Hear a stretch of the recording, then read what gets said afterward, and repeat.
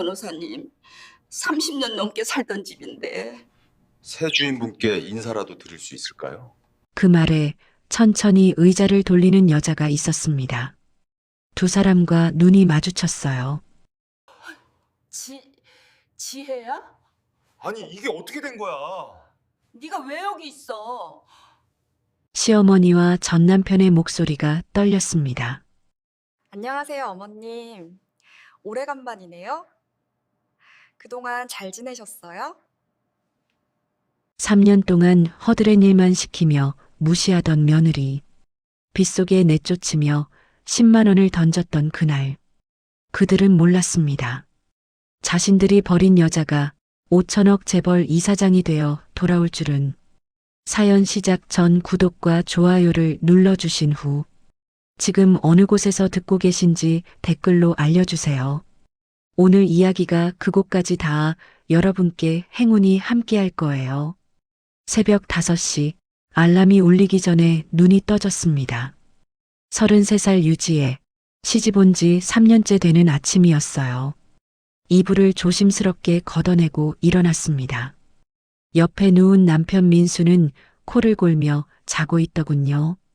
부엌으로 내려가 불을 켰습니다. 시어머니께서 좋아하시는 된장찌개를 끓이기 시작했어요. 물을 썰다 보니 3년 전 결혼식 날이 떠올랐습니다. 민수 오빠가 제 손을 잡으며 말했었죠. 지혜야, 우리 엄마가 좀 까다로우시긴 한데 내가 지켜줄게. 그때는 정말 믿었습니다. 사랑하는 사람과 함께라면 어떤 어려움도 이겨낼 수 있다고요. 하지만 현실은 달랐습니다. 시어머니 박순자 여사는 첫날부터 저를 집안일을 도맡아 하는 사람처럼 대하셨어요. 지혜야, 아침상은 7시 정각에 차려야 해. 우리 집안 가풍이니까. 설거지는 손으로 해. 식기세척기 쓰면 그릇이 상한다고. 빨래는 따로따로 해야지. 민수 옷이랑 내 옷이랑 섞으면 어떡해. 모든 말씀 끝에는 항상 이런 덧붙임이 따라왔습니다. 우리 집안이 원래 명문가거든. 내가 모르는 게 당연하지만 배워야지. 명문가. 시어머니가 가장 자주 쓰시는 단어였습니다. 하지만 제가 보기엔 그저 옛날 영광에 매달린 허세일 뿐이었어요. 2층짜리 단독주택은 낡았고 가구들은 오래되어 삐걱거렸으며 정원은 잡초투성이었습니다. 그래도 저는 참았습니다. 할아버지의 유언이 떠올랐거든요. 3년. 정확히 3년을 버텨내면 모든 게 달라질 거라고 할아버지께서 말씀하셨습니다. 아침 7시 상을 차려 올렸습니다. 된장찌개, 계란말이, 김구이, 그리고 시어머니가 좋아하시는 나물 반찬 3가지. 시어머니께서 식탁에 앉으시더니 찌개 맛을 보셨습니다. 그리고는 아무 말씀 없이 수저를 내려놓으셨어요. 제 가슴이 철렁 내려앉았습니다. 어머님, 입맛에 안 맞으세요? 시어머니께서 저를 쳐다보셨습니다. 지혜야, 너 요리학원 다녀본 적 있니? 아니요, 어머님. 독학으로.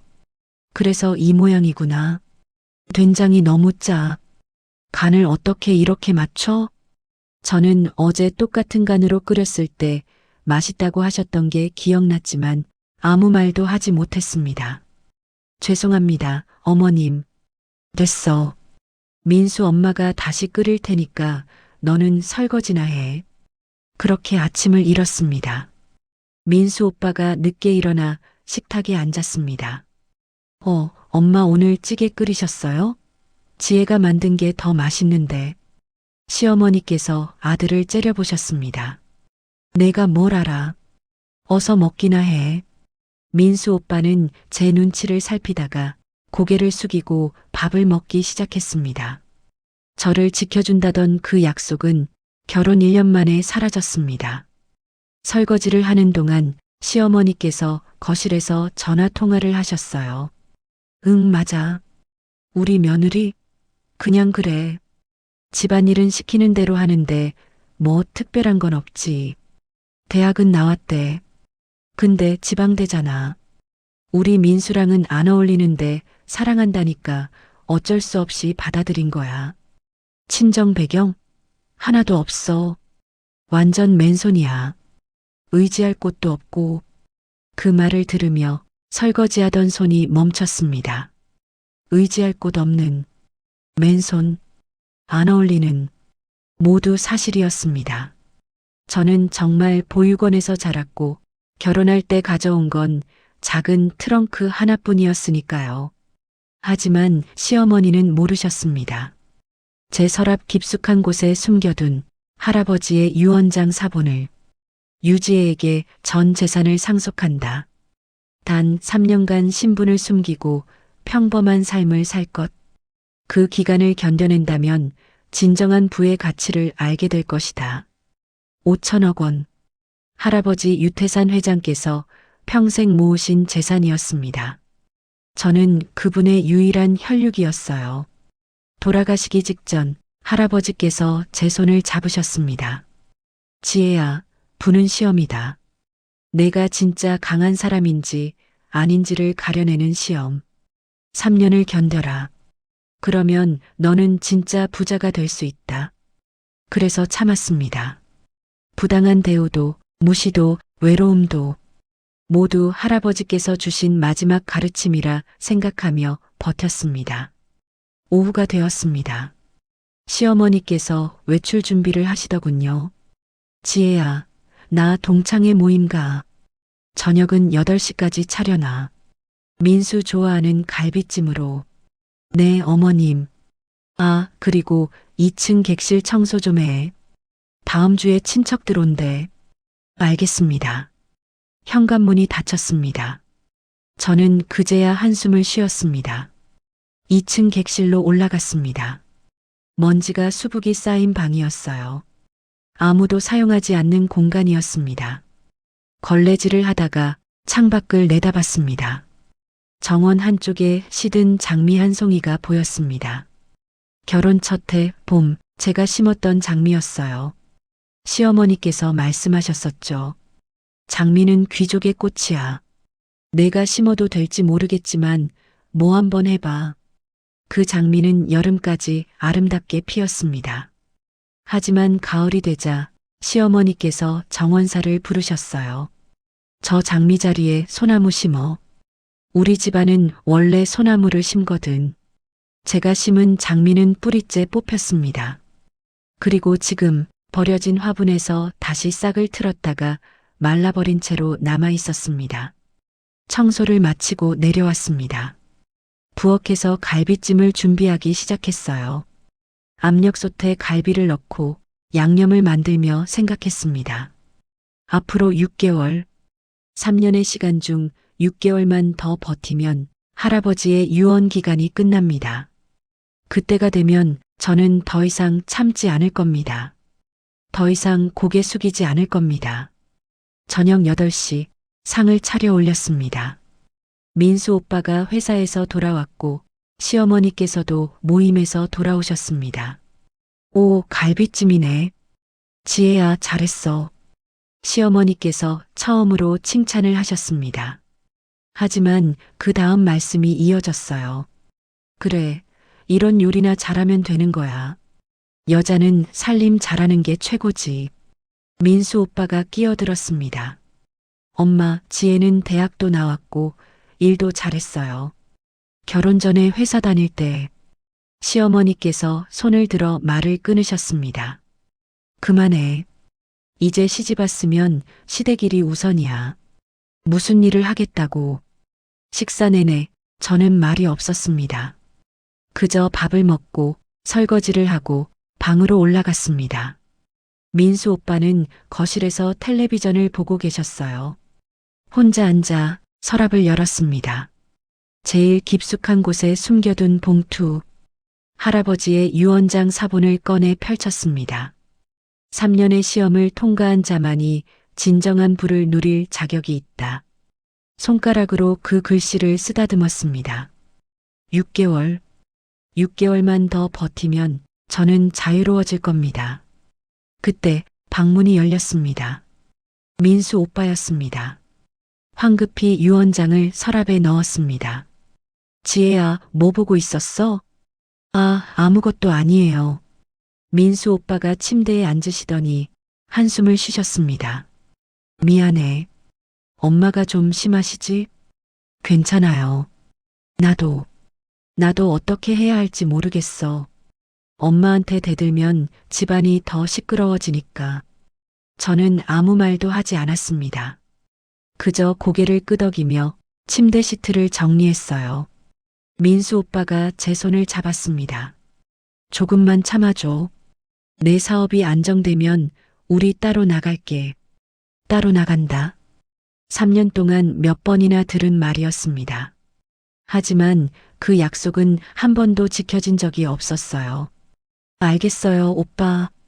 그날 밤 잠이 오지 않았습니다. 창밖을 내다보니 달이 밝게 떠 있었습니다. 문득 궁금해졌습니다. 6개월 뒤 제가 진짜 모습을 드러냈을 때 이 사람들은 어떤 표정을 지을까요? 다음 날 아침 평소보다 일찍 일어났습니다. 새벽 4시 30분. 아직 시어머니께서 일어나시기 전이었어요. 조용히 부엌으로 내려가 작은 상자를 꺼냈습니다. 할아버지께서 쓰시던 만년필이 들어 있었습니다. 검은색 몸체에 금장 테두리가 있는 오래된 만년필이었어요. 뚜껑을 열어보니 펜촉이 여전히 반짝였습니다. 할아버지를 처음 만난 건 제가 26살 때였습니다. 보육원을 갓 나와 작은 회사에서 사무직으로 일하고 있을 때였죠. 어느 날 퇴근길, 한 노신사가 길에 쓰러져 계셨습니다. 주변 사람들은 그냥 지나쳤지만 저는 달려가 구급차를 불렀어요. 병원에 함께 가서 보호자가 오실 때까지 옆에 있었습니다. 나중에 알았습니다. 그분이 재계의 전설, 유태산 회장이라는 것을. 퇴원하신 후 할아버지께서 저를 찾아오셨습니다. 아가씨, 그날 은혜를 어떻게 갚아야 할까? 아니에요. 당연한 일을 했을 뿐이에요. 할아버지께서 빙그레 웃으셨습니다. 세상에 당연한 선행은 없단다. 모두가 외면할 때 내가 달려왔지. 그렇게 할아버지와의 인연이 시작됐습니다. 일주일에 한 번씩 할아버지 댁을 방문했어요. 처음엔 그저 안부를 여쭙고 차 한잔 나누는 게 전부였습니다. 하지만 시간이 지나며 할아버지께서 저를 진짜 손녀처럼 대해주셨죠. 어느 날 할아버지께서 말씀하셨습니다. 지혜야, 너한테 할 말이 있다. 네, 할아버지. 나한테 아들이 하나 있었어. 내 나이 또래였을 때 교통사고로 세상을 떠났지. 할아버지의 눈가가 붉어졌습니다. 그 아이가 결혼해서 딸 하나를 낳았는데 며느리가 아이를 데리고 집을 나갔어. 그 후로 소식이 끊겼지. 그게 언제인데요? 30년도 더 됐구나. 평생 찾아다녔는데 끝내 못 찾았어. 할아버지께서 서류 봉투 하나를 내미셨습니다. 지혜야, 유전자 검사 결과야. 손이 떨렸습니다. 서류를 펼쳐보니 친자 확률 99.99%. 너는 내 친손녀다, 지혜야.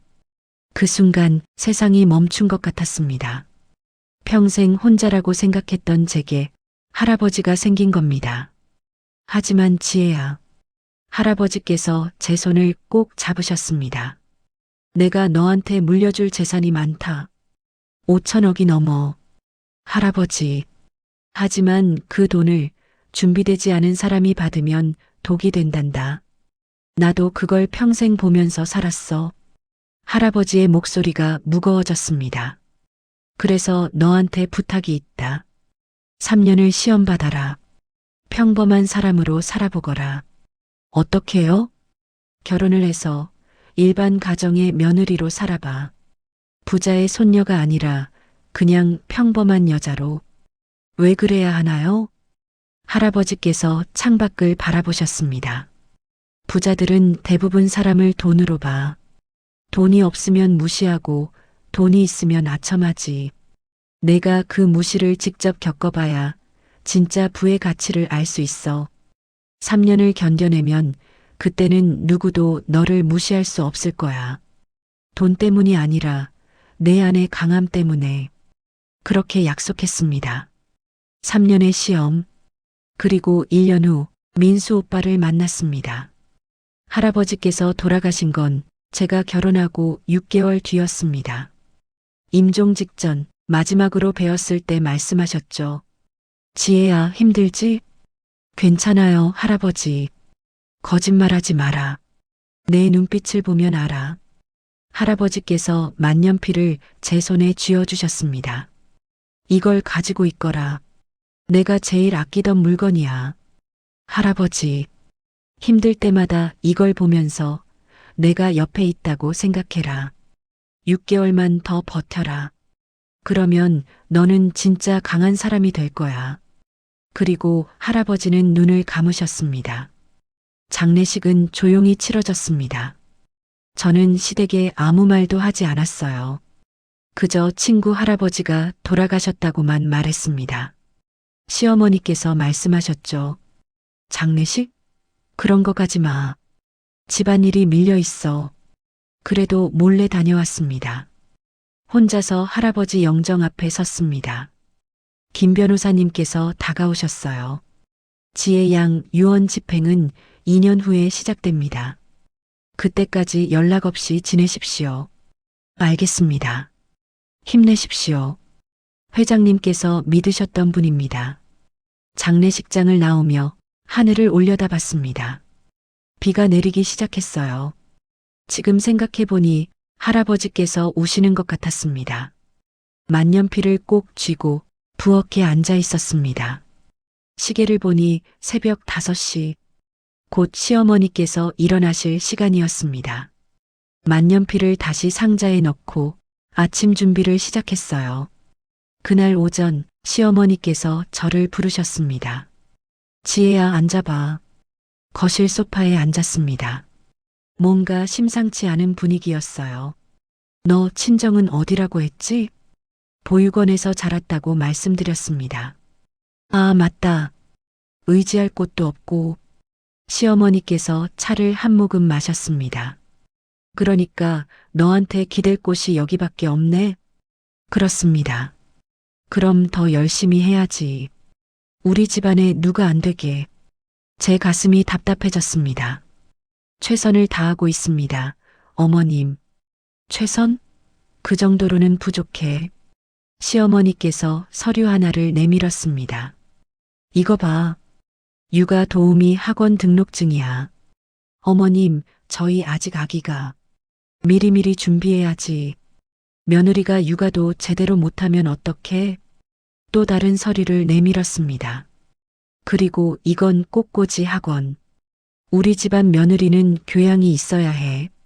요리 학원도 알아봤어. 다음 달부터 다니는 거야. 하루 종일 집안일을 하고 학원까지 다니라는 말씀이었습니다. 어머님, 시간? 텔레비전 보는 시간은 있으면서 저는 텔레비전을 본 적이 없었습니다. 시어머니 앞에서는 항상 일만 했으니까요. 하지만 아무 말도 하지 못했습니다. 알겠습니다, 어머님. 그래, 역시 우리 며느리야. 배경이 없어도 가르치면 되는 거지. 그 말을 들으며 참았습니다. 5개월. 이제 5개월만 더 버티면 이 모든 게 끝납니다. 그날 밤 혼자 방에 앉아 달력을 봤습니다. 빨간 동그라미를 쳐둔 날짜. 상속 집행일. 손가락으로 그 날짜를 쓰다듬었습니다. 문득 궁금했습니다. 그날이 오면 저는 어떤 사람이 되어 있을까요? 4개월이 지났습니다. 어느덧 3월이 되어 봄비가 내리는 날이었습니다. 아침부터 민수 오빠의 표정이 어두웠어요. 오빠, 무슨 일 있어요? 아니야, 아무것도. 하지만 식탁에서도 출근 준비를 하면서도 계속 한숨만 쉬셨습니다.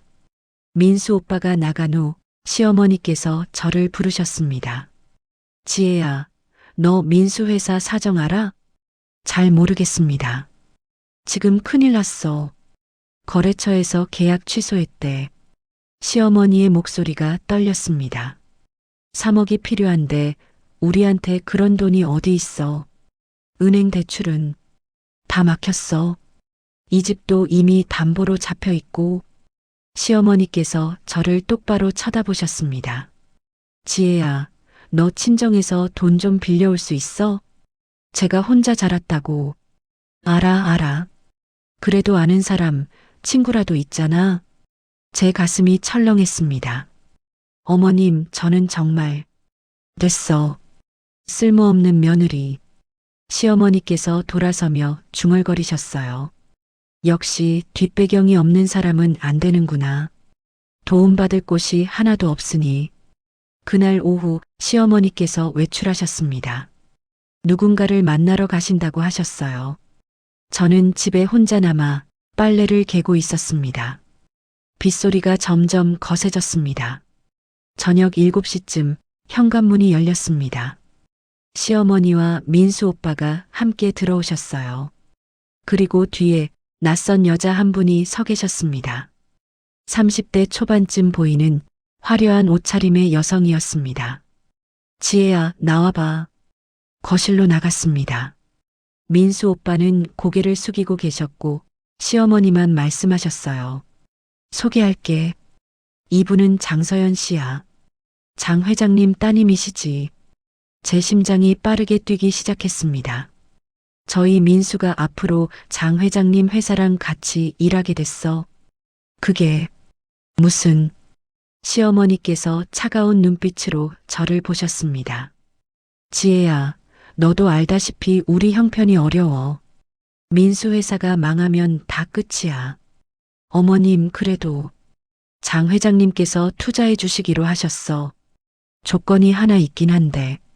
민수 오빠가 제 눈을 피했습니다. 그 순간 알았습니다. 민수가 서연 씨랑 결혼하는 거야. 세상이 무너지는 소리가 들렸습니다. 어머님, 그게 무슨... 이혼해. 지금 당장. 시어머니의 목소리는 차가웠습니다.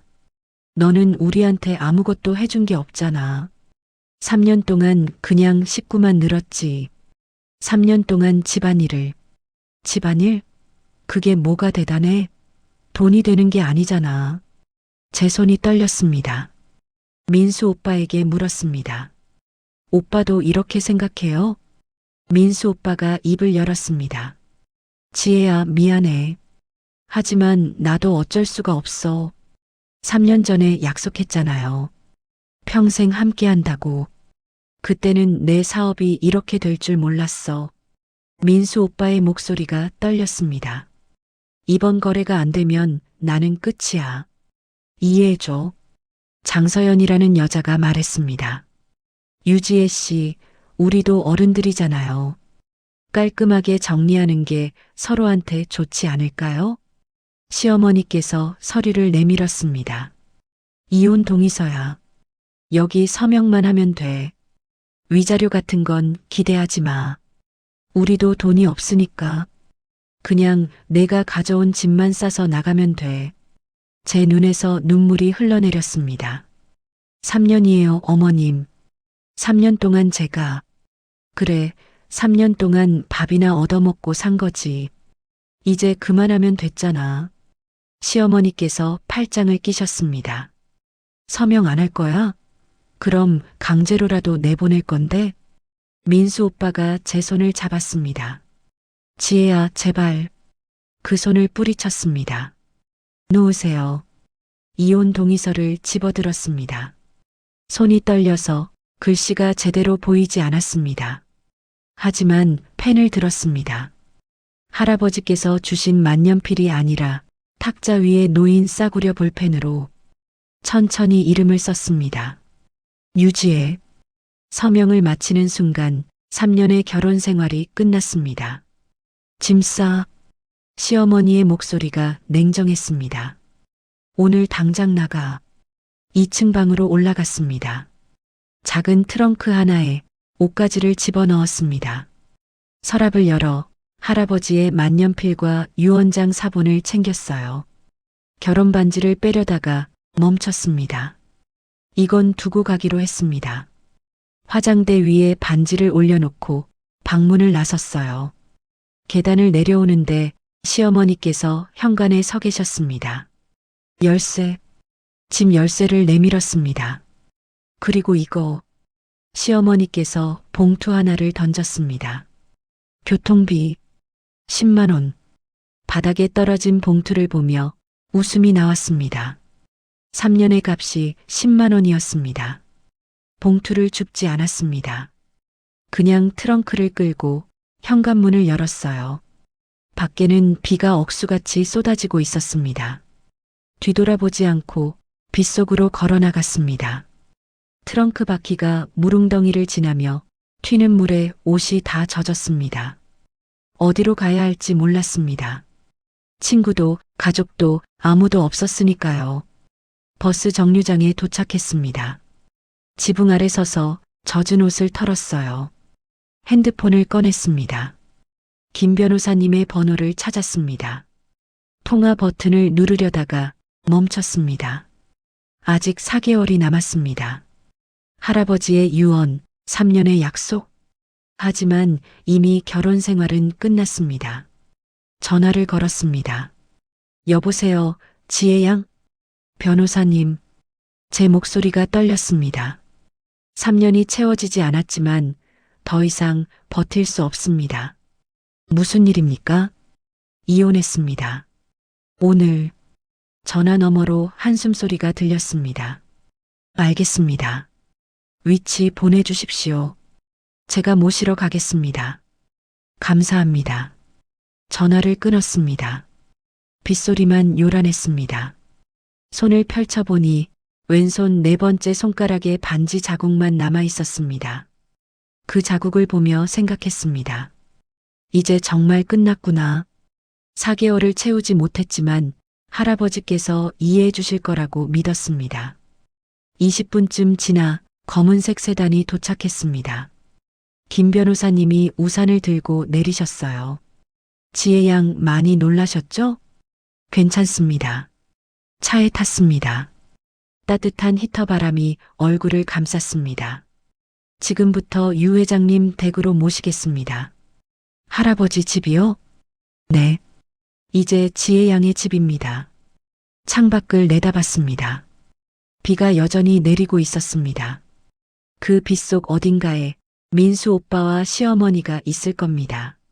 아마 지금쯤 제가 나간 방을 치우고 있겠죠. 그들은 몰랐습니다. 자신들이 내쫓은 며느리가 5천억 상속녀라는 사실을. 차가 도착한 곳은 강남의 한 고급 주택가였습니다. 높은 담장으로 둘러싸인 3층짜리 저택이 눈앞에 나타났어요. 여기가 할아버지 댁이었나요? 네. 회장님께서 평생 사셨던 곳입니다. 대문이 열리고 차가 안으로 들어갔습니다. 정원에는 잘 가꿔진 나무들과 분수대가 보였습니다. 시댁의 초라한 정원과는 비교할 수도 없었죠. 현관 앞에서 내렸습니다. 집사님으로 보이는 분이 나와서 인사했어요. 어서 오십시오, 아가씨. 오래 기다렸습니다. 안녕하세요. 제 이름은 박 집사입니다. 회장님 생전에 20년을 모셨죠. 박 집사님이 문을 열어주셨습니다. 넓은 거실이 나타났습니다. 샹들리에가 반짝이고 대리석 바닥이 빛났어요. 우선 씻고 옷부터 갈아입으십시오. 2층에 방을 준비해뒀습니다. 감사합니다. 2층으로 올라갔습니다.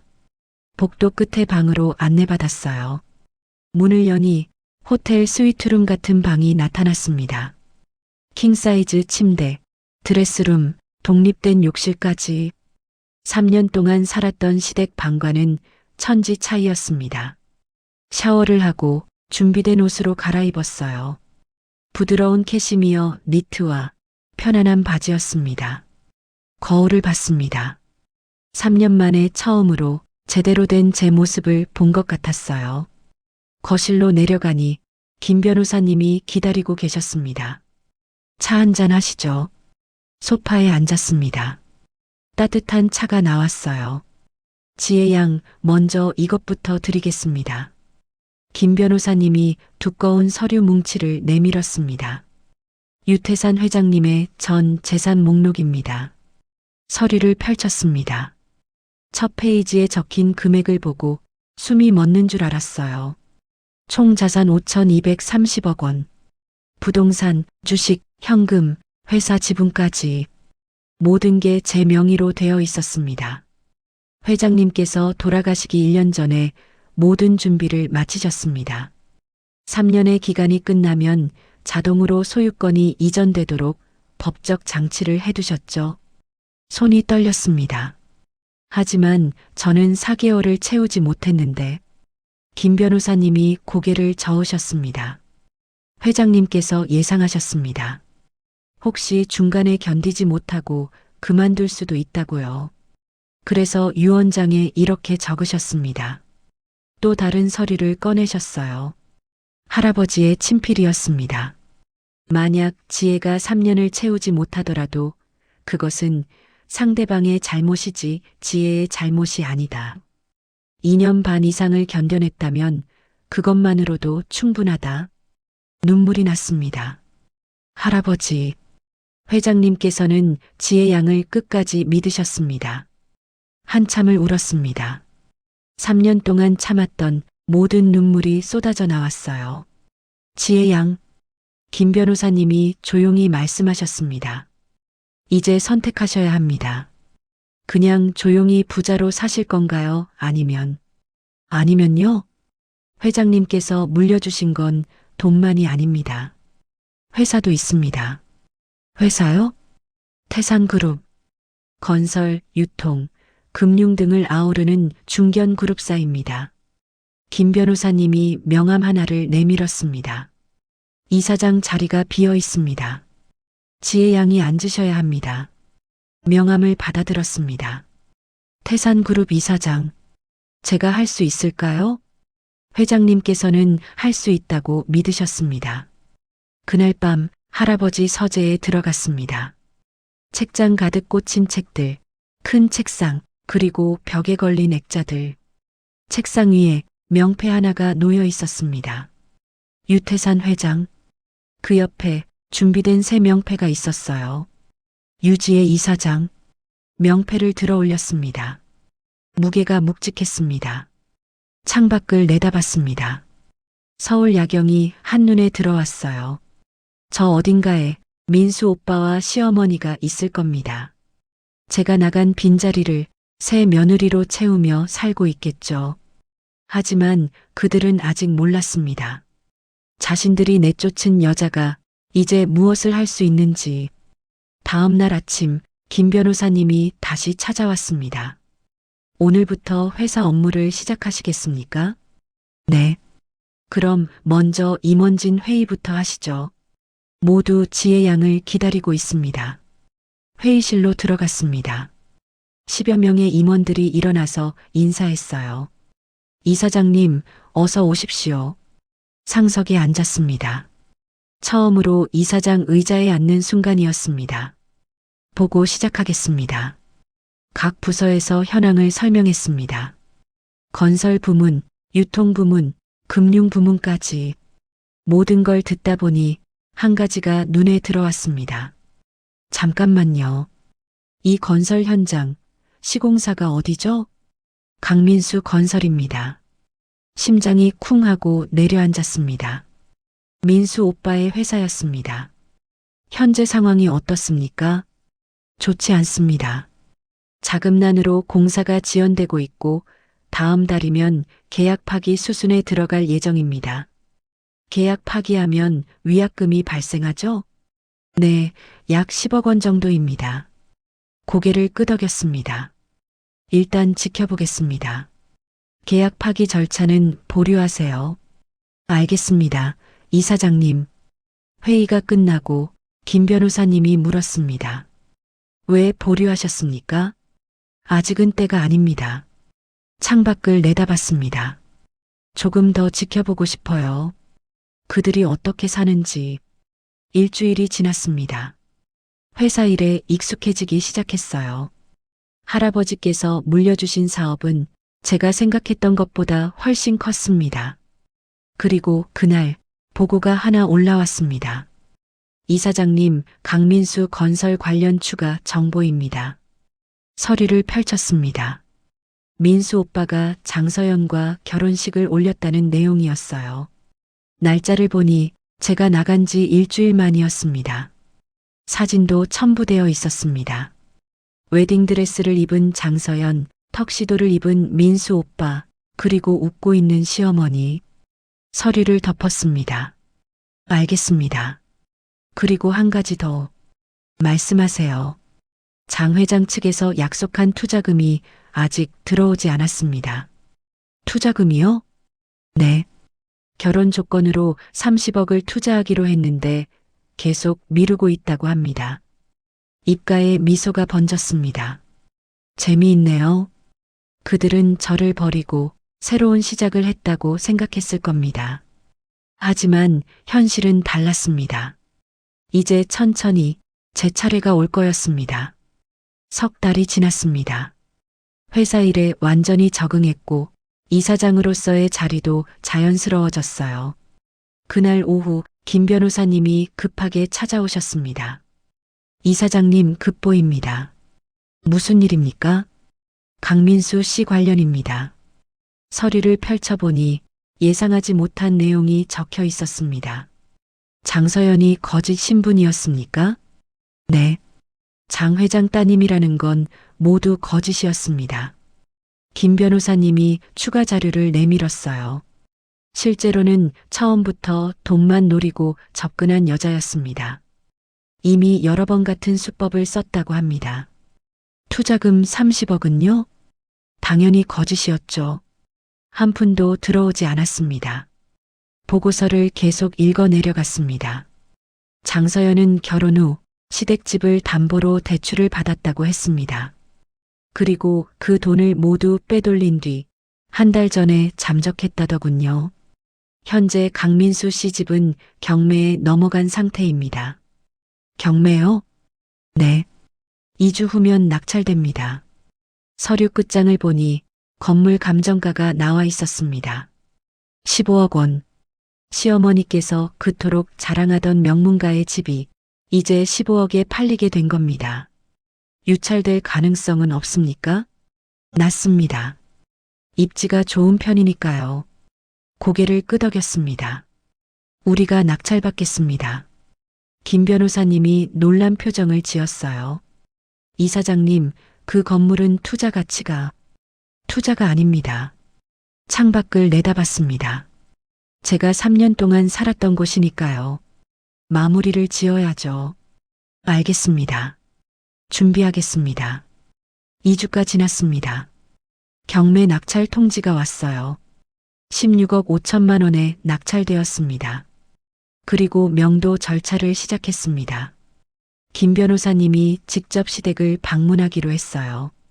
이사장님께서 직접 가시겠습니까? 아니요.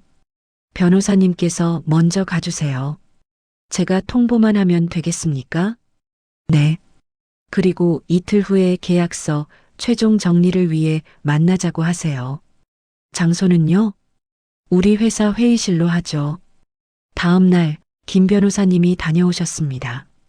어떻게 되었습니까? 박순자 씨와 강민수 씨를 만났습니다. 반응이 어땠나요? 김 변호사님이 한숨을 쉬었습니다. 처음엔 화를 내더군요. 자기네 집인데 왜 경매로 넘어가냐고. 그래서요? 경매 서류를 보여주니까 그제야 현실을 받아들이더군요. 강민수 씨는요? 완전히 무너진 상태였습니다. 아무 말도 못하고 고개만 숙이고 있더군요. 보고를 듣다 보니 묘한 감정이 들었습니다. 동정심은 아니었어요. 그저 담담한 마음이었습니다. 이틀 후 오후 2시에 회의실로 오라고 했습니다. 감사합니다. 이틀이 지났습니다. 오후 1시 회의실 준비를 마쳤습니다. 계약서를 검토하고 필요한 서류들을 챙겼어요. 김 변호사님이 말씀하셨습니다. 이사장님, 정말 직접 나가시겠습니까? 네. 그분들이 이사장님을 보면 충격받을 텐데요. 그게 제가 원하는 겁니다. 시계를 봤습니다. 오후 2시가 가까워지고 있었어요. 들어오셨습니다. 비서가 알렸습니다. 심호흡을 했습니다. 3개월 만에 다시 보는 그들이었습니다. 회의실 문이 열렸습니다. 시어머니 박순자와 민수 오빠가 들어왔어요. 두 사람 모두 초췌해 보였습니다. 시어머니의 화려했던 옷차림은 사라지고 평범한 검은색 옷을 입고 계셨죠. 민수 오빠는 수염도 제대로 깎지 않은 채 구겨진 셔츠를 입고 있었습니다. 김 변호사님이 인사했습니다. 어서 오십시오. 앉으십시오. 두 사람이 자리에 앉았습니다. 저는 의자를 돌려 창밖을 보고 있었어요. 계약 절차를 시작하겠습니다. 김 변호사님이 서류를 펼쳤습니다. 낙찰가 16억 5천만 원 맞으시죠? 시어머니의 목소리가 떨렸습니다. 네, 맞습니다. 명도 기한은 2주입니다. 그 전에 이사 나가시면 됩니다. 변호사님, 민수 오빠가 입을 열었습니다.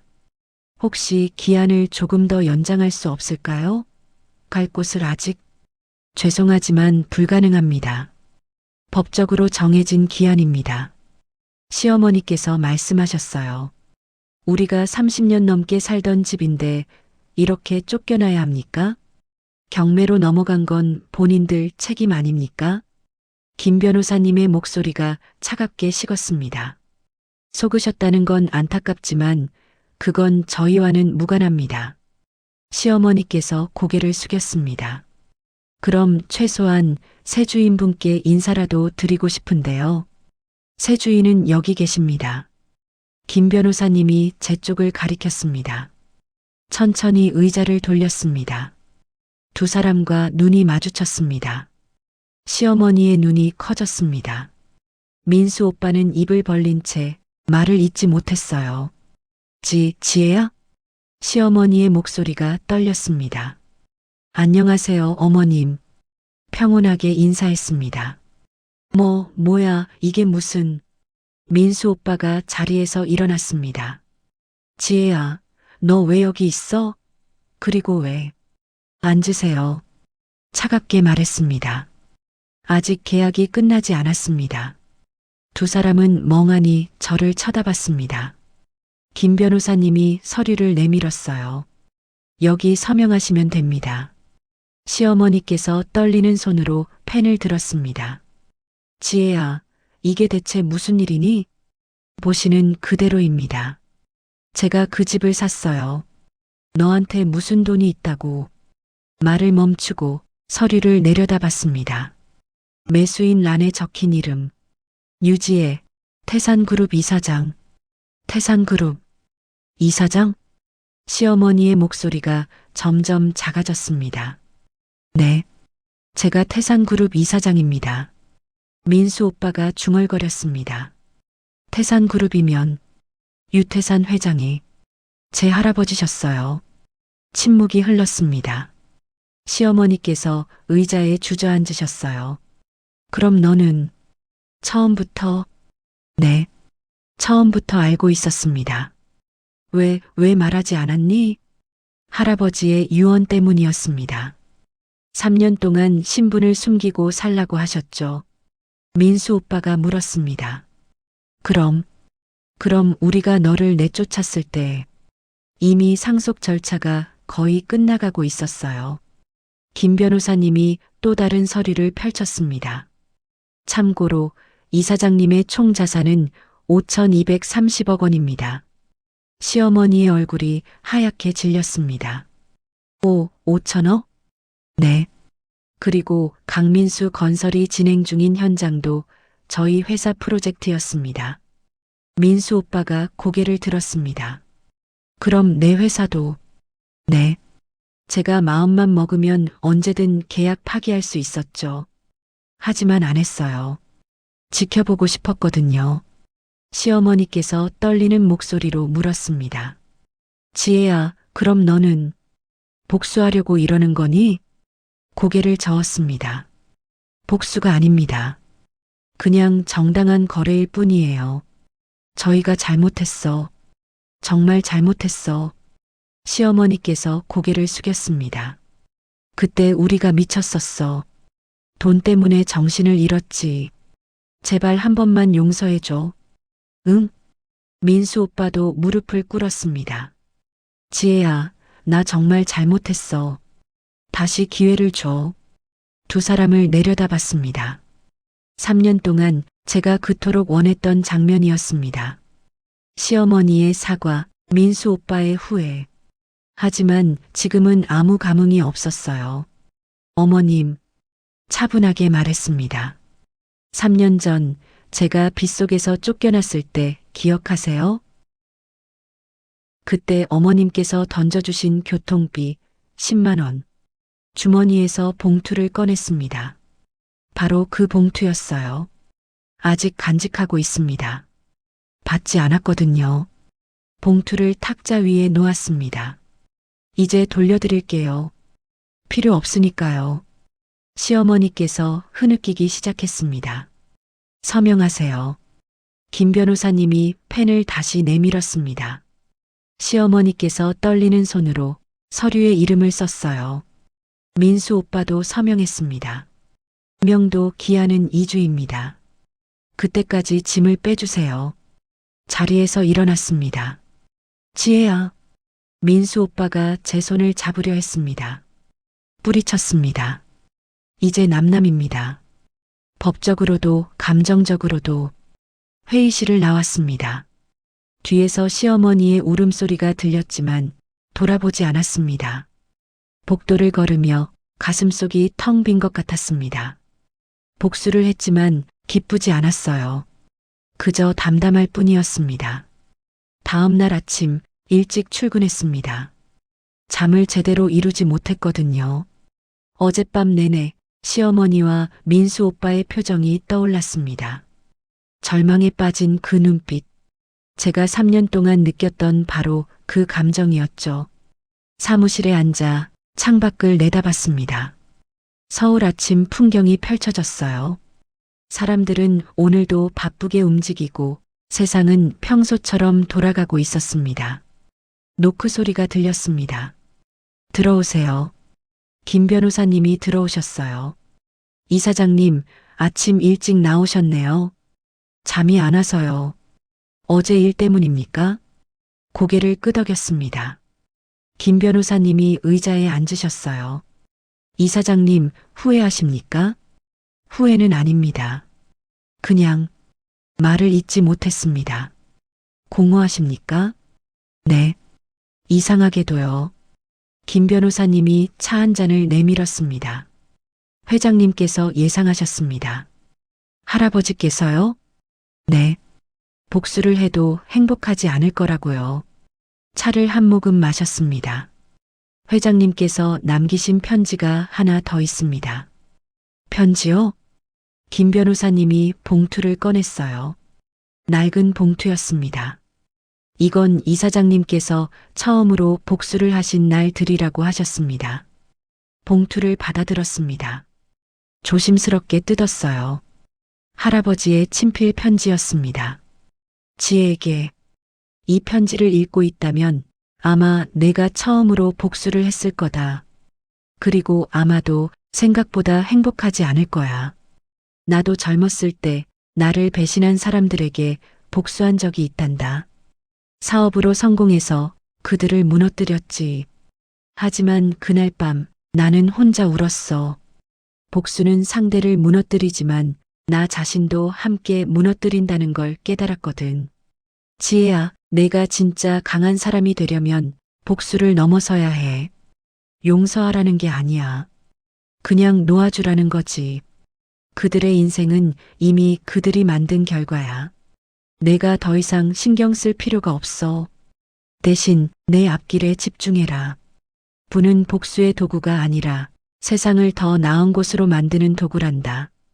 할아버지가 내게 물려준 건 돈이 아니라 책임이야. 잘 부탁한다.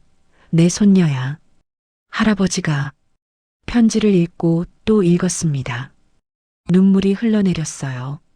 할아버지, 김 변호사님이 조용히 말씀하셨습니다. 회장님께서는 이사장님이 복수가 아닌 더 큰 일을 하시길 바라셨습니다.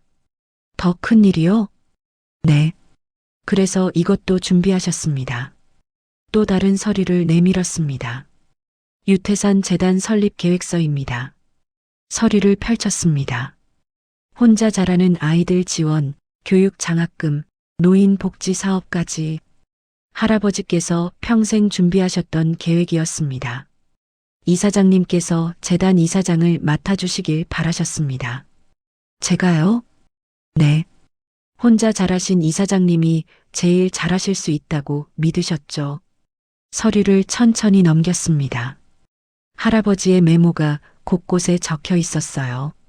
지혜가 겪은 아픔을 다른 아이들은 겪지 않게 하고 싶다. 가슴이 뭉클했습니다.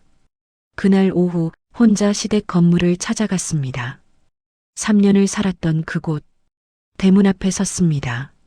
정원의 잡초는 더 무성해져 있었고 건물은 더 낡아 보였어요. 초인종을 누르지 않았습니다. 그냥 서서 한참을 바라봤습니다. 문득 할아버지 편지가 떠올랐습니다. 놓아주라. 그 말의 의미를 이제야 알 것 같았습니다. 핸드폰을 꺼냈습니다. 김 변호사님께 전화했어요. 변호사님, 네, 이사장님. 시댁 건물 말입니다. 네. 명도 기한을 한 달 연장해 주세요. 네. 하지만 그리고 그 건물을 독거노인 복지관으로 개조할 겁니다. 복지관으로요? 네. 할아버지께서 원하셨던 일이니까요. 알겠습니다. 그럼 박순자 씨와 강민수 씨는요? 이사 나갈 준비를 할 수 있도록 임시 거처 하나 마련해 주세요. 비용은 저희가 부담하고요. 전화 너머로 침묵이 흘렀습니다. 이사장님, 정말 그러시겠습니까? 네. 복수가 아니라 마무리입니다. 알겠습니다. 전화를 끊었습니다. 건물을 한 번 더 돌아봤어요. 이제 이곳은 누군가에게 따뜻한 보금자리가 될 겁니다. 저처럼 외로운 사람들에게 위로가 되는 공간으로. 다음 날 시어머니께 전화가 왔습니다. 여보세요. 지혜야. 시어머니의 목소리가 떨렸습니다. 변호사님한테 연락 받았어. 기한 연장하고 임시 거처까지. 네. 왜 그러니? 우리한테 그럴 이유가 없잖아. 잠시 침묵이 흘렀습니다. 어머님, 응. 3년 동안 제가 배운 게 있어요. 뭔데? 누군가를 미워하는 건 결국 저 자신을 아프게 한다는 거요. 지혜야, 저는 이제 놓아드릴게요. 어머님과 민수 씨 모두. 하지만 명심하세요. 이건 용서가 아니에요. 시어머니께서 흐느끼는 소리가 들렸습니다. 그냥 각자의 길을 가는 거예요. 미안해, 지혜야. 정말 미안해. 됐어요. 이제 그만하세요. 전화를 끊었습니다. 창밖을 내다봤습니다. 하늘이 맑았어요. 처음으로 가슴이 편안해지는 기분이었습니다. 그날 저녁 할아버지 서재에 앉았습니다. 책상 위에 재단 설립 계획서를 펼쳐놓고 하나하나 읽어 내려갔어요. 할아버지께서 꿈꾸셨던 세상. 아이들이 출신 때문에 차별받지 않고 노인들이 존중받으며 살 수 있는 세상. 그 꿈을 이제 제가 이어가야 했습니다. 만년필을 꺼냈습니다. 할아버지께서 주신 그 만년필로 계획서에 서명했어요. 유지혜, 유태산 재단 이사장. 서명을 마치는 순간 무언가 마음속에서 단단해지는 느낌이 들었습니다. 복수는 끝났습니다. 하지만 제 인생은 이제 시작이었습니다. 창밖으로 별이 보였어요. 그 별빛을 보며 할아버지께 속삭였습니다. 할아버지, 지켜봐 주세요. 제가 잘할게요. 별은 반짝이며 대답하는 것 같았습니다. 한 달이 지났습니다. 시댁 건물명도 기한이 다가왔어요. 김 변호사님이 진행 상황을 보고했습니다. 이사장님, 박순자 씨와 강민수 씨 이사 준비가 완료되었습니다. 임시 거처는 괜찮습니까? 네. 원룸이지만 깨끗하고 1년치 월세를 미리 지불했습니다. 감사합니다. 그런데 이사장님, 김 변호사님이 잠시 망설이셨어요. 강민수 씨가 이사장님을 한 번만 뵙고 싶다고 합니다. 저를요? 네. 제대로 사과하고 싶다고 하더군요. 창밖을 내다봤습니다. 만나야 할 이유는 없었습니다. 하지만 거부할 이유도 없었어요. 알겠습니다. 내일 오전에 시간 내겠습니다. 어디서 만나시겠습니까? 시댁 건물에서요. 마지막이니까요. 다음 날 아침 시댁으로 향했습니다. 3년을 살았던 곳, 석 달 전에 쫓겨났던 곳, 그리고 이제는 제 소유가 된 곳. 차에서 내려 천천히 걸어 들어갔어요. 대문이 열려 있었습니다. 정원을 지나 현관으로 들어섰습니다. 거실에 민수 오빠가 서 계셨어요. 혼자였습니다. 지혜야, 와줘서 고마워. 어머님은요? 엄마는 병원에 가셨어. 요즘 몸이 안 좋으셔서. 고개를 끄덕였습니다. 거실을 둘러봤어요. 가구들은 거의 다 나간 상태였습니다. 텅 빈 방만 남아 있었죠. 앉을래? 아니요, 서 있을게요.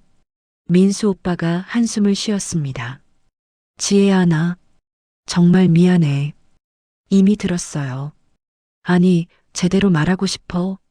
민수 오빠가 제 눈을 똑바로 봤습니다. 3년 동안 너를 지켜주지 못했어. 엄마가 너한테 심하게 대해도 나는 모른 척했지. 사업이 힘들다는 핑계로 너한테 기대기만 했어. 그리고 가장 힘들 때 너를 버렸어. 목소리가 떨렸습니다.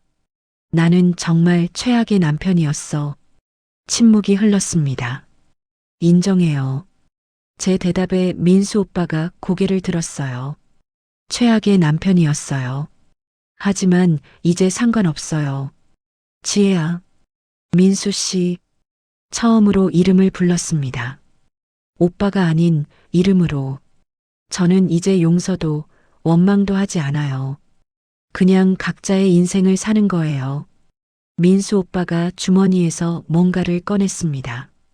작은 상자였어요. 이거 내가 두고 간 거야. 상자를 열어보니 결혼 반지가 들어 있었습니다. 가져가. 고개를 저었습니다. 필요 없어요. 지혜야, 제발. 그냥 버리세요. 저한테는 이미 의미 없는 물건이니까. 민수 오빠의 눈에 눈물이 고였습니다. 나는 정말 바보였어. 내 곁에 보물이 있었는데 몰라봤어. 이제 알았으면 됐어요.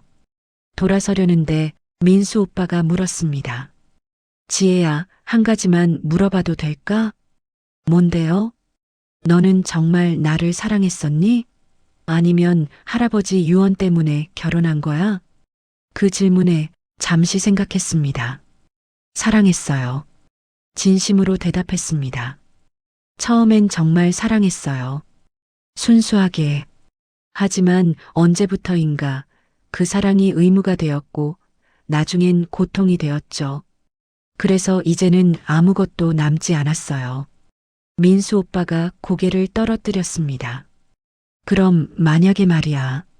만약에 내가 그때 너를 지켜줬다면. 만약은 없어요. 단호하게 말했습니다. 일어난 일은 일어난 거예요. 후회해봤자 바뀌지 않아요. 현관으로 걸어갔습니다. 문 앞에서 뒤돌아봤어요. 민수 씨, 응? 행복하세요. 저도 그럴 거예요. 각자의 자리에서 현관문을 나섰습니다.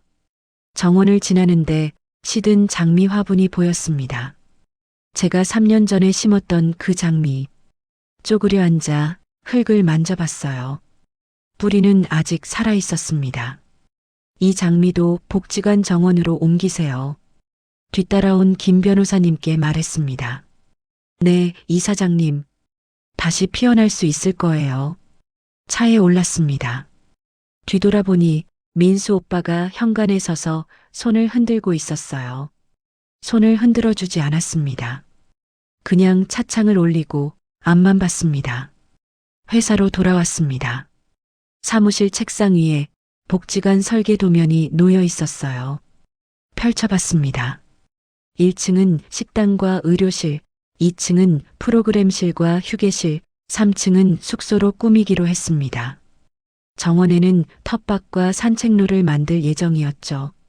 그리고 한쪽 구석에 장미 화단도 표시되어 있었습니다. 설계사가 제 의견을 반영해 준 겁니다. 좋네요. 중얼거렸습니다. 이제 정말 새로운 시작이구나. 그날 오후 재단 첫 회의를 열었습니다. 유태산 재단의 첫 사업은 독거노인 복지관 운영입니다. 임원들에게 설명했어요. 이곳에서 어르신들이 따뜻한 식사를 하시고 건강검진을 받으시고 취미 활동을 하실 수 있도록 할 겁니다. 예산은 충분히 배정하겠습니다. 한 임원이 손을 들었습니다. 이사장님, 혹시 그 건물이 이사장님께서 전에 사셨던? 네, 맞습니다. 담담하게 대답했습니다. 제가 3년을 살았던 곳입니다. 하지만 이제는 더 많은 분들의 보금자리가 될 거예요. 회의가 끝나고 혼자 남았습니다. 창밖으로 해가 지고 있었어요. 붉은 노을이 하늘을 물들였습니다. 핸드폰을 꺼냈습니다. 사진 폴더를 열어 민수 오빠와 찍었던 사진들을 봤어요. 결혼식 사진, 신혼여행 사진, 일상의 사진들. 한때는 행복했던 순간들이었습니다. 하지만 이제는 그저 과거일 뿐이었어요. 사진들을 하나하나 삭제했습니다. 마지막 사진까지 지우고 핸드폰을 내려놓았습니다. 이제 정말 끝이야. 혼잣말을 했습니다. 그리고 미소 지었어요. 슬픔도 분노도 아닌 평온한 미소였습니다. 사무실을 나서며 마지막으로 시댁 건물 쪽을 바라봤습니다. 비록 눈에 보이지는 않았지만 마음속으로 작별 인사를 했어요. 안녕, 과거의 나. 이제 앞만 보고 갈게. 엘리베이터를 타고 내려갔습니다. 지하 주차장에서 차에 올랐어요. 시동을 걸며 라디오를 켰습니다. 잔잔한 음악이 흘러나왔습니다. 음악을 들으며 집으로 향했어요. 할아버지 집. 이제는 제 집. 그곳에서 새로운 내일을 준비할 겁니다. 1년이 흘렀습니다. 계절이 4번 바뀌고 태산 복지관은 어느덧 서울에서 가장 따뜻한 곳이 되었어요. 아침 7시 복지관 정문 앞에 섰습니다. 오늘은 개관 1주년 기념일이었습니다. 이사장님, 벌써 오셨네요. 박 관장님이 반갑게 맞아주셨어요. 60대 후반의 따뜻한 분이셨습니다. 네, 일찍 나왔어요. 오늘 준비 상황은 어때요? 완벽합니다. 어르신들도 다들 기대하고 계세요. 함께 안으로 들어갔습니다. 1층 식당에서는 어르신들이 아침 식사를 하고 계셨어요. 아이고, 이사장님. 한 할머니께서 반갑게 손을 흔드셨습니다. 할머니, 안녕하세요. 주무셨어요? 그럼 잘 잤지. 여기 침대가 얼마나 푹신한지 몰라. 다른 할아버지께서도 말씀하셨습니다. 이사장님 덕분에 우리가 이렇게 편하게 사네요. 아니에요. 제가 더 감사하죠. 진심이었습니다. 이 복지관을 운영하면서 제가 더 많이 배웠으니까요. 2층으로 올라갔습니다. 프로그램실에서는 서예 수업이 한창이었어요. 어르신들이 붓을 들고 정성껏 글씨를 쓰고 계셨습니다. 이사장님, 제 글씨 좀 봐주세요.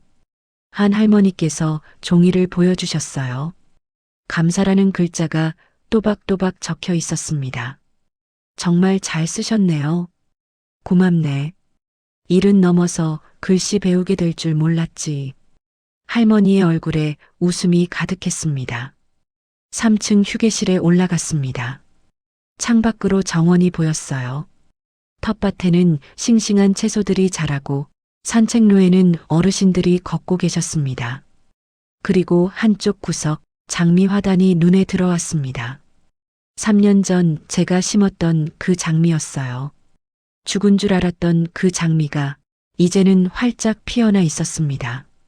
붉은 장미, 하얀 장미, 노란 장미까지 생명력이 참 강하다는 생각이 들었습니다. 오후 2시 기념식이 시작되었습니다. 지역 주민들과 후원자들이 모였어요. 간단한 인사말을 준비했습니다. 안녕하십니까? 유태산 재단 이사장 유지혜입니다. 박수 소리가 들렸습니다. 1년 전 오늘 이곳 태산 복지관을 열었습니다. 처음에는 걱정이 많았습니다. 잘할 수 있을까? 어르신들께 정말 도움이 될까? 하지만 1년 동안 제가 더 많이 배웠습니다. 어르신들을 바라봤어요. 진짜 부는 돈이 아니라 함께 나누는 마음이라는 것을, 외로움은 혼자가 아니라 연결될 곳이 없을 때 생긴다는 것을, 그리고 인생은 언제든 다시 시작할 수 있다는 것을. 박수가 터져 나왔습니다. 앞으로도 태산재단은 더 많은 분들과 함께하겠습니다. 감사합니다. 무대에서 내려왔습니다. 김 변호사님이 다가오셨어요. 훌륭한 연설이었습니다. 이사장님, 감사합니다. 회장님께서 보셨으면 자랑스러워 하셨을 겁니다. 고개를 끄덕였습니다. 저도 그랬으면 좋겠어요. 행사가 끝나고 정원을 산책했습니다. 장미 화단 앞에 섰어요. 붉은 장미 한 송이를 쓰다듬었습니다. 예쁘게 피었네. 중얼거렸습니다. 너도 다시 시작했구나. 누군가 다가오는 기척이 느껴졌습니다. 돌아보니 낯익은 두 사람이 서 있었어요. 시어머니 박순자와 민수 오빠였습니다. 둘 다 많이 수척해 보였습니다. 시어머니의 화려했던 모습은 온데간데 없고 소박한 옷차림이었어요. 민수 오빠도 훨씬 초라해 보였습니다. 잠시 침묵이 흘렀습니다. 지혜야. 시어머니께서 먼저 입을 여셨습니다. 여기 소식 듣고 왔어. 복지관 1주년이라고. 네. 축하한다. 감사합니다. 또 침묵. 민수 오빠가 말했습니다. 정말 멋진 곳이네. 내가 이런 일을 하고 있다니. 할아버지께서 원하셨던 일이에요. 시어머니께서 장미를 받습니다. 이 장미, 내가 심었던 그거지? 네. 정말 예쁘게 피었네. 시어머니의 눈가가 붉어졌습니다. 지혜야, 우리. 괜찮아요. 말을 끊었습니다. 이제 다 지나간 일이에요. 정말 괜찮니? 네. 진심으로 대답했습니다. 이제 원망도 미움도 없어요. 시어머니께서 고개를 숙였습니다. 우리는 정말 바보였어. 보물을 옆에 두고도 몰라봤지. 이제 알았으면 됐어요. 민수 오빠가 물었습니다. 지혜야, 너는 행복하니? 그 질문에 잠시 생각했습니다. 주변을 둘러봤어요. 웃고 있는 어르신들, 아름다운 정원, 따뜻한 햇살. 네. 미소 지으며 대답했습니다. 행복해요. 정말로요. 다행이다. 민수 오빠도 미소 지었습니다. 너 덕분에 우리도 배웠어. 뭐가 중요한지. 시어머니께서 말씀하셨어요. 우리는 이제 작은 식당을 하고 있어. 둘이서. 식당이요? 응. 국밥집. 손님 많지는 않지만 우리끼리 꾸려가고 있지. 잘 됐네요. 너처럼 거창하진 않지만 우리도 나름 열심히 살고 있어. 고개를 끄덕였습니다. 잘하고 계시네요. 지혜야. 시어머니께서 제 손을 잡았습니다. 정말 미안했어. 그리고 고마워. 네. 손을 가만히 잡아주었습니다. 저도 두 분께 감사해요. 응? 덕분에 제가 더 강해질 수 있었어요. 시어머니께서 눈물을 흘렸습니다. 우리가 너한테 배워야겠구나. 서로 배우는 거예요. 손을 놓았습니다. 이제 가보세요. 식당 일 바쁘시죠? 그래. 저녁 장사 준비해야 해. 시어머니와 민수 오빠가 돌아섰습니다. 몇 걸음 걷다가 시어머니께서 다시 돌아보셨어요. 지혜야, 가끔 우리 식당에 놀러와. 국밥 한 그릇 대접할게. 기회되면요. 두 사람이 멀어져 갔습니다. 그들의 뒷모습을 보며 이상하게 마음이 편안했어요. 미움도 안타까움도 아닌 그냥 담담한 마음이었습니다. 각자의 자리에서 각자의 인생을 살아가는 것. 그게 맞는 거라는 생각이 들었습니다. 해가 지기 시작했습니다. 정원의 석양빛이 부드럽게 내려앉았어요. 장미들이 저녁빛을 받아 더욱 붉게 빛났습니다. 그 모습을 보며 할아버지를 떠올렸습니다. 할아버지, 제가 잘하고 있죠? 바람이 불었습니다. 장미 꽃잎이 살랑거렸어요. 마치 대답하는 것 같았습니다. 그날 밤 집으로 돌아왔습니다. 할아버지 서재에 들어가 책상에 앉았어요. 서랍을 열어 할아버지의 만년필을 꺼냈습니다. 일기장을 펼쳤습니다. 오늘 하루를 기록하기 시작했어요. 오늘 복지관 개관 1주년이었습니다. 많은 분들이 와주셨고 어르신들도 행복해 하셨습니다. 그리고 뜻밖에도 옛 시댁 식구들을 만났습니다. 처음엔 놀랐지만 이상하게 편안했습니다. 이제 정말 놓아준 것 같습니다. 할아버지께서 말씀하신 대로 복수가 아니라 용서도 아닌 그냥 각자의 길을 가는 것. 그게 진짜 강함인 것 같습니다. 3년 전 빗속에서 쫓겨났던 제가 이제는 누군가에게 따뜻한 곳을 만들어주는 사람이 되었습니다. 할아버지, 감사합니다. 제게 불을 물려주신 게 아니라 삶의 지혜를 가르쳐 주셔서요. 저는 행복합니다. 진심으로 만년필을 내려놓았습니다. 창밖을 내다보니 별이 반짝이고 있었어요. 그 별빛을 보며 내일을 생각했습니다. 새로운 복지관 지점 개설, 장학사업 확대, 그리고 더 많은 사람들과의 만남. 앞으로 할 일이 참 많았습니다. 하지만 두렵지 않았어요. 오히려 기대되었습니다. 자리에서 일어나 거울을 봤습니다. 34살 유지혜.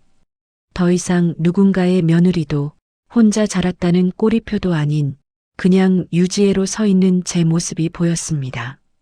미소 지었습니다. 잘하고 있어, 지혜야. 스스로에게 말했습니다.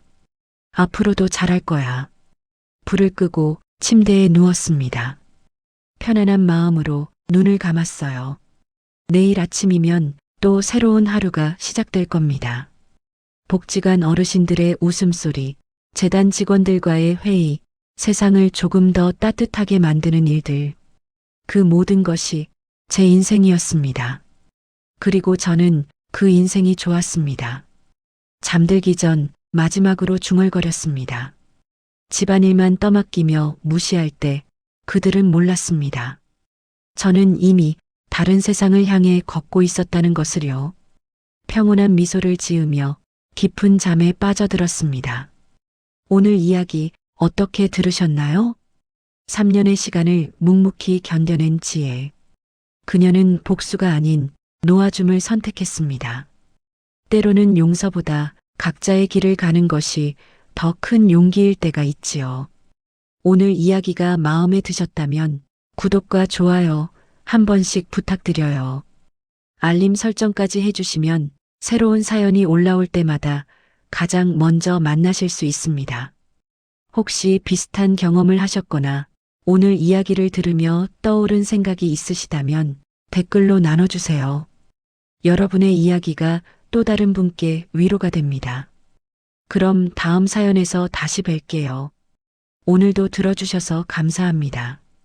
편안한 하루 보내세요.